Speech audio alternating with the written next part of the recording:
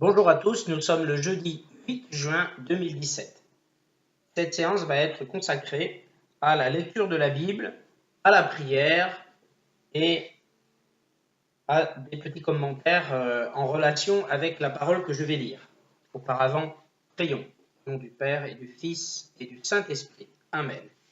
Notre Père qui es aux cieux, que ton nom soit sanctifié, que ton règne vienne, que ta volonté soit faite sur la terre comme au ciel. Donne-nous aujourd'hui notre pain de ce jour. Pardonne-nous nos offenses, comme nous pardonnons aussi à ceux qui nous ont offensés. Et ne nous laisse pas succomber à la tentation, mais délivre-nous du mal. Amen. Je vous salue Marie, pleine de grâce, le Seigneur est avec vous. Vous êtes bénie entre toutes les femmes. Et Jésus, le fruit de vos entrailles, est béni. Sainte Marie, Mère de Dieu, priez pour nous, pauvres pécheurs, maintenant et à l'heure de notre mort. Amen. Gloire soit au Père et au Fils et au Saint-Esprit, comme il était au commencement, maintenant et toujours, et dans les siècles des siècles. Amen.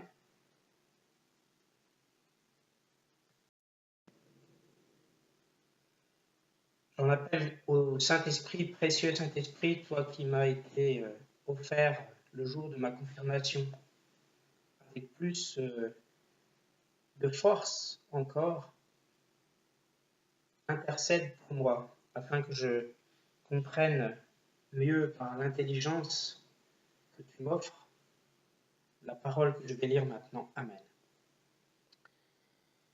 Alors ce soir, je vais lire l'évangile du jour, qui est l'évangile de Jésus-Christ selon saint Marc.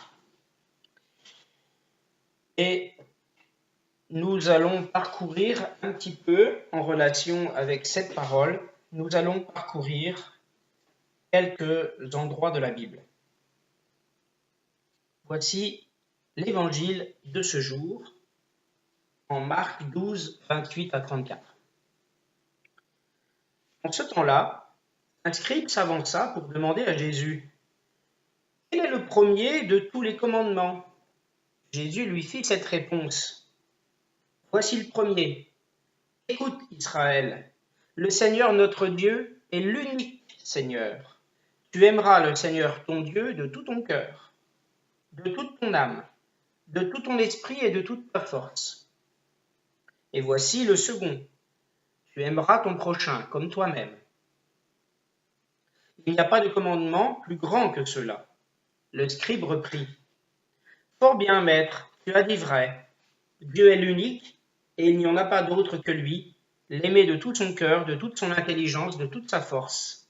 Et aimer son prochain comme soi-même vaut mieux que toute offrande d'holocauste et de sacrifice. » Jésus, voyant qu'il avait fait une remarque judicieuse, lui dit « Tu n'es pas loin du royaume de Dieu. » Et personne n'osa plus l'interroger. Alors, il y a plusieurs choses dans cette parole qui sont somme toute relativement intéressantes.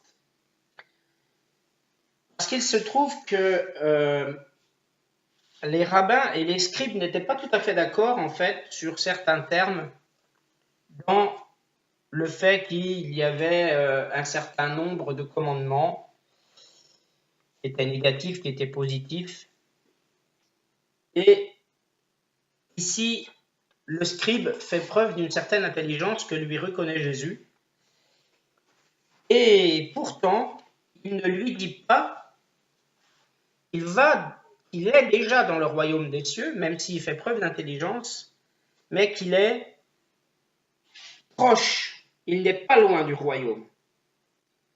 Jésus complimentait le scribe autant qu'il lui lançait un défi.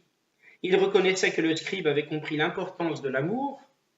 En revanche, en déclarant qu'il n'était pas loin du royaume, Jésus impliquait qu'il n'était pas dans le royaume. S'il comprenait le commandement de l'amour, il lui restait encore à aimer celui qui pouvait seul lui offrir l'entrée du royaume et à lui obéir.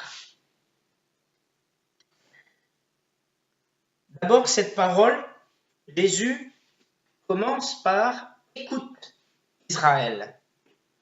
Écoute Israël. Alors on va en Nombre, pour retrouver ça dans l'Ancien Testament, on va en Nombre 15, 37, 41. Et ainsi, le fait que Jésus prononce plutôt des paroles qui sont en relation avec l'Ancien Testament, donc je vais les citer là, montre en fait au scribe qu'il n'arrivera pas en fait à le piéger et prouvera que Jésus réellement respecte la loi. Alors, on va en Nombre 15, 37, 41. L'Éternel dit à Moïse: parle aux enfants d'Israël et dis-leur qu'ils se fassent de génération en génération une frange au bord de leurs vêtements, et qu'ils mettent un cordon bleu sur cette frange au bord de leurs vêtements. Quand vous aurez cette frange, vous la regarderez, et vous vous souviendrez de tous les commandements de l'Éternel pour les mettre en pratique, et vous ne suivrez pas les désirs de vos cœurs et de vos yeux pour vous laisser entraîner à l'infidélité. Vous vous souviendrez ainsi de mes commandements. Vous les mettrez en pratique et vous serez saints pour votre Dieu. Je suis l'Éternel, votre Dieu, qui vous ai fait sortir du pays d'Égypte pour être votre Dieu. Je suis l'Éternel, votre Dieu. Et on retrouve par la suite, on retrouve aussi en Deutéronome 6, 4 et suivant, on retrouve la même expression en fait que Jésus emploie ici devant le scribe. Écoute Israël, l'Éternel notre Dieu est le seul Éternel. Tu aimeras l'Éternel ton Dieu de tout ton cœur, de toute ton âme et de toute ta force. Et ses commandements que je te donne aujourd'hui seront dans ton cœur. Tu les inculqueras à tes enfants. Et tu en parleras quand tu seras dans ta maison, quand tu iras en voyage, quand tu te coucheras et quand tu te lèveras. Tu les liras comme un signe sur tes mains, et ils seront comme des frontons entre tes yeux. Tu les écriras sur les poteaux de ta maison et sur les portes. On retrouve également en Deutéronome 10, 12 la même façon de s'exprimer. En Deutéronome 10, 12. Maintenant, Israël, que demande de toi l'Éternel, ton Dieu, si ce n'est que tu craignes l'Éternel, ton Dieu, afin de marcher dans toutes ses voies, d'aimer et de servir l'Éternel, ton Dieu, de tout ton cœur et de toute ton âme. Donc, c'est une façon qu'a ici Jésus de montrer que, d'une part, l'introduction « Écoute Israël » et d'autre part, tu aimeras le Seigneur ton Dieu de tout ton cœur, de toute ton âme, de tout ton esprit et de toute ta force, c'est déjà dans l'Ancien Testament. Et Jésus, en fait, ainsi ne se met pas, en quelque sorte, en porte-à-faux. Alors, le scribe, on le voit, a quand même conscience du fait que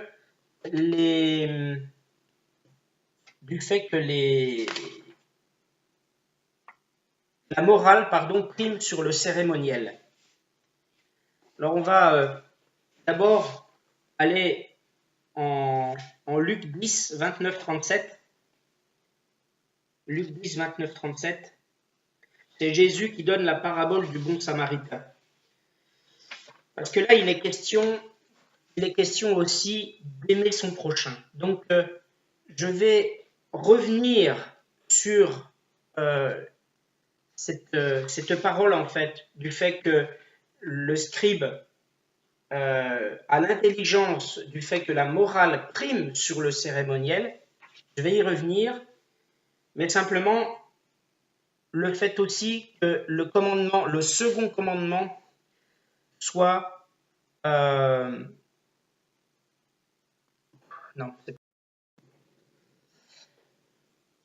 Donc, le scribe montre ici son intelligence du fait que la morale prime sur le cérémoniel. Alors, on a toute une série, dans l'Ancien Testament notamment, on a toute une série de passages qui prouvent l'importance pour Dieu, qu'on le serve, qu'on soit moral. Et là où, en fait, Dieu met finalement un peu de côté tout ce qui est cérémoniel. Donc on le trouve tout d'abord en 1 Samuel 15, 22. En 1 Samuel 15, 22.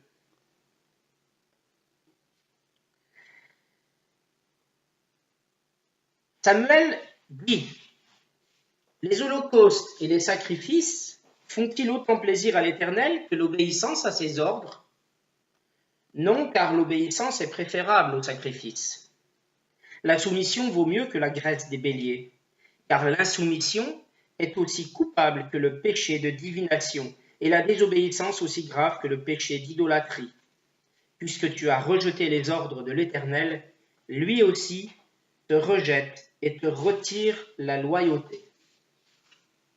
On a un autre passage comme celui-là qui montre la même chose en Ésaïe 1, 11, 15. En Ésaïe 1, 11, 15. Que peuvent bien me faire vos nombreux sacrifices, dit l'Éternel, car je suis rassasié des holocaustes de béliers et de la graisse de bêtes à l'engrais. Je ne prends pas plaisir aux sacrifices de taureaux, d'agneaux, comme de boucs. Quand vous venez pour vous présenter devant moi, qui vous a demandé de fouler mes parvis? Cessez de m'apporter d'inutiles offrandes. J'ai l'encens en horreur. Quant aux nouvelles lunes, aux sabbats et aux assemblées, je ne veux plus de ces rassemblements de culte de gens qui font le mal. Oui, vos nouvelles lunes, toutes vos fêtes, je les déteste. Elles sont un fardeau pour moi. Je suis las de les supporter. Lorsque vous étendez les mains pour me prier, je me cache les yeux. Vous avez beau multiplier le nombre des prières, je ne vous entends pas, car vos mains sont pleines de sang. On a aussi également un épisode pareillement représentatif en Osée 6.6. Osée 6.6. Dieu répond: car je prends plaisir à l'amour bien plus qu'au sacrifice, à la connaissance de Dieu bien plus qu'aux holocaustes. Et également en Michée 6.8, il est question ici du vrai culte. Avec quoi donc pourrais-je me présenter à l'Éternel et avec quoi m'inclinerai-je devant le Dieu très haut? Irai-je devant lui avec des holocaustes, avec des veaux âgés d'1 an? L'Éternel voudra-t-il des milliers de béliers, 10 000 torrents d'huile? Devrais-je sacrifier mon enfant, premier-né, pour payer pour mon crime, le fils, chair de ma chair, pour expier ma faute? On te l'a enseigné, ô homme, ce qui est bien, et ce que l'Éternel attend de toi, c'est que tu te conduises avec droiture, que tu prennes plaisir à témoigner de la bonté, et qu'avec vigilance tu vives pour ton Dieu. Voilà ce que je pouvais dire sur ce premier passage de cette parole de Marc 12, 28 et suivant. Le scribe fait preuve d'intelligence. Il demande à Jésus, il teste Jésus pour voir quels sont ses commandements, quels sont les commandements que Dieu a donnés. Jésus parle selon l'Ancien Testament, selon la parole de Dieu. Et bien sûr, bien le scribe est d'accord avec cela. Il est d'accord aussi avec le second commandement, pardon. Donc le second commandement, il est question ici de l'amour. Déjà, on le trouve en Lévitique 19, 18, où il est dit « Tu aimeras ton prochain comme toi-même ». Et l'amour du prochain, on le retrouve également en Luc 10, 29, 32. Pardon, en Luc 10, 29, 37. Jésus donne la parabole du bon samaritain. Alors écoutez bien là, parce que c'est également très intéressant. Et ensuite, on se référera encore à une autre parole qui va tout à fait dans le même sens. Une parole d'ailleurs que j'ai omis de lire hier, qui fait partie de la parole du mercredi 7 juin. Et vous allez voir à quel point cela a un rapport. Un docteur de la loi se leva et dit à Jésus pour l'éprouver, « Maître, que dois-je faire pour hériter la vie éternelle ?» Jésus lui dit, « Est-il écrit dans la loi? Qui lis-tu » Il répondit, « Tu aimeras le Seigneur ton Dieu de tout ton cœur, de toute ton âme, de toute ta force, de toute ta pensée, et ton prochain comme toi-même. » Tu as bien répondu, lui dit Jésus. Fais cela et tu vivras. Mais lui, voulant se justifier, dit à Jésus, mais qui est mon prochain? Jésus reprit la parole et dit, un homme descendait de Jérusalem à Jéricho. Il tomba au milieu des brigands qui le dépouillèrent, le chargèrent de coups et s'en allèrent, le laissant à demi-mort. Un sacrificateur qui fortuitement descendait par le même chemin, ayant vu cet homme, passa outre. Un lévite qui arriva aussi dans ce lieu, l'ayant vu, passa outre. Mais un samaritain qui voyageait, étant venu là, fut ému de compassion lorsqu'il le vit. Il s'approcha et banda ses plaies en y versant de l'huile et du vin, puis il le mit sur sa propre monture, le conduisit à une hôtellerie et prit soin de lui.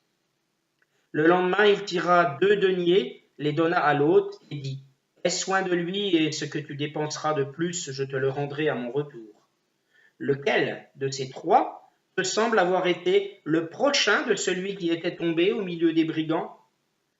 C'est celui qui a exercé la miséricorde envers lui, répondit le docteur de la loi.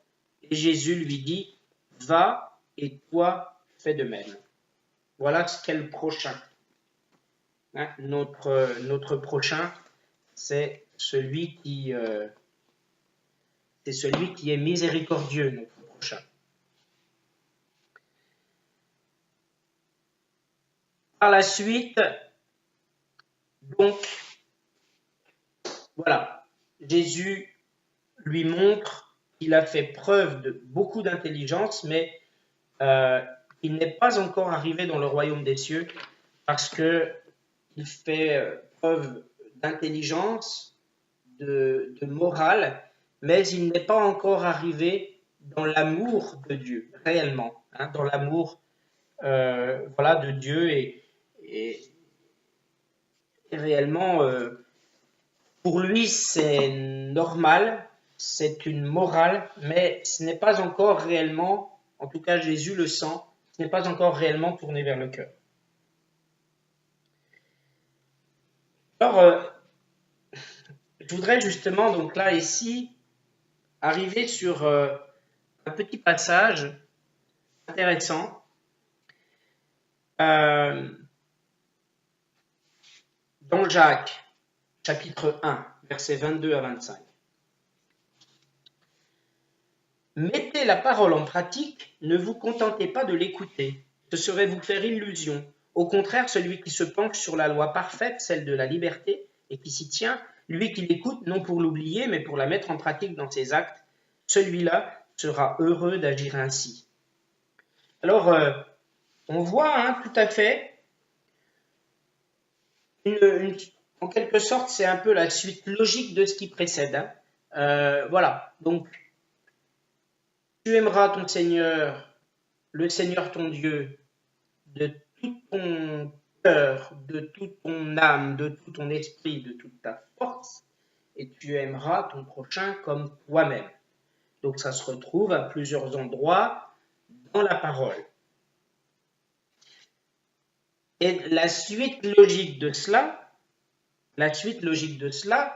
pour montrer aussi qu'on aime notre Dieu, c'est de mettre sa parole en pratique.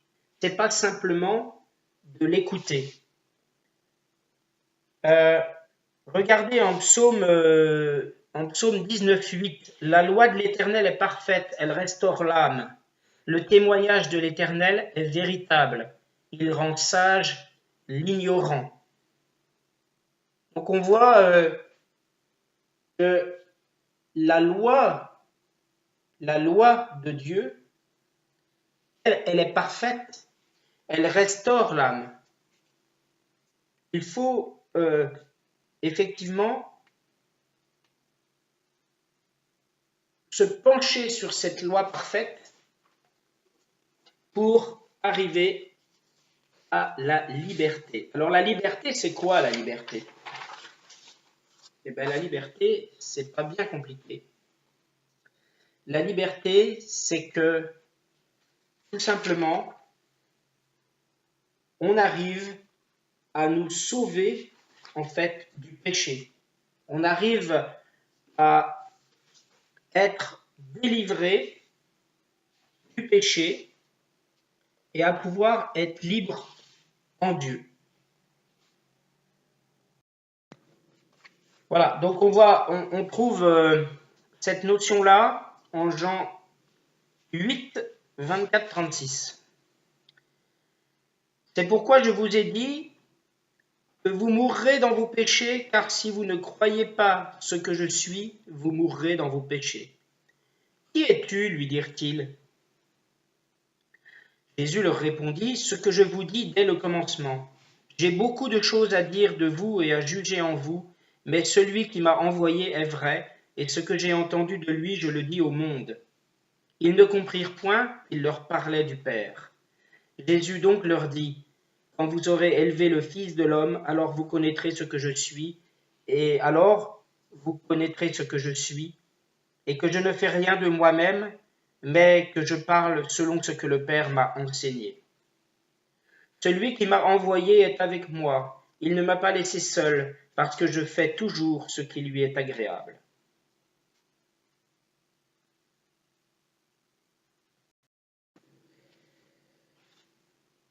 En vérité, je vous le dis, leur répliqua Jésus, quiconque se livre au péché est esclave du péché. Or, l'esclave ne demeure pas toujours dans la maison, le Fils y demeure toujours. Si donc le Fils vous affranchit, vous serez réellement libre. Voilà. Donc, réellement, cette parole de Jésus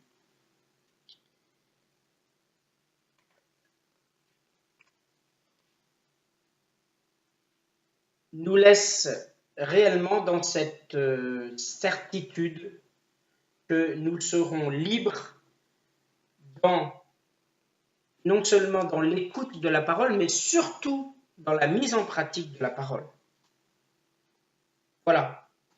Je crois que nous pouvons terminer ici ce petit exposé qui a été un peu laborieux ce soir d'ailleurs. Je ne sais pas si je vais réussir à monter ça, mais bon. Le message que j'ai voulu faire passer donc ici, c'est le commandement, les 2 commandements principaux de Jésus. Tu aimeras le Seigneur ton Dieu de tout ton cœur, de toute ton âme, de tout ton esprit et de toute ta force. Tu aimeras ton prochain comme toi-même et mets en pratique la parole pour avoir la liberté en Jésus, être libéré du péché. Voilà en quoi ça peut se résumer. Donc, je vais maintenant prier. Merci Seigneur pour m'avoir permis d'enregistrer cette vidéo. Une nouvelle fois pu me nourrir de ta parole tellement c'est bon, je ne peux plus m'en passer parce que sans cesse j'ai faim de ta parole, j'ai faim de ton amour et j'ai faim de ta bonté et j'ai faim de réellement me nourrir de tous